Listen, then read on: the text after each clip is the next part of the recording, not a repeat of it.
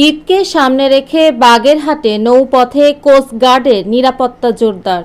বাগেরহাট থেকে এইচ নান্টু রিপোর্টে বিস্তারিত।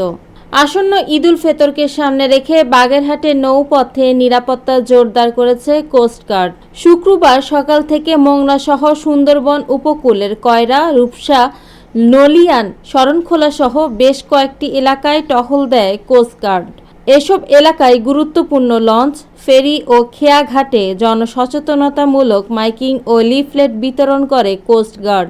এছাড়া এদিন সন্দেহজন ব্যক্তি ও বোটে তল্লাশিও করে উপকূলের এই আইনশৃঙ্খলা বাহিনী। ঈদকে সামনে রেখে বিশৃঙ্খলা ও অপরাধ দমনে কাউকে ছাড় দেওয়া হবে না বলেও জানান এই সংস্থাটি।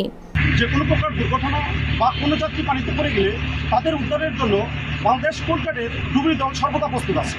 আমরা একটা জিনিস লক্ষ্য করে দেখছি যে আমাদের কোস্টগার্ড অভিযান চলতেছে, এই জন্য আমাদের ভোটে বাড়ানোর জন্য 15 থেকে 20 জন লোক নিচ্ছে। এরা বেশি ভাড়া আদায় করছে না। যে কোনো দুর্ঘটনা এড়াতে কোস্টগার্ড সবার জন্য নিযুক্ত আছে, এই জন্য আমরা তাদের কাছে কৃতজ্ঞ। ভোটে ফেরিঘাটে তাড়াহুড়া করে ওঠানামা করবেন না।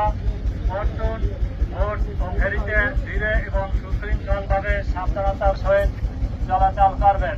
ফেরি, ট্রলার, স্টিমার যাবতীয় যা কিছু চলাচল করে এই কোস্টগার্ডের ডিউটির কারণে আমরা লিগ্যাল ভাড়াই দিচ্ছি। আমাদের কাছ থেকে অতিরিক্ত ভাড়া আদায় করে নিতে পারছি। অতিরিক্ত ভাড়া আদায় হতে বিরত থাকুন। লঞ্চের ঘাটে যাত্রী হিসেবে অবস্থান করবেন না।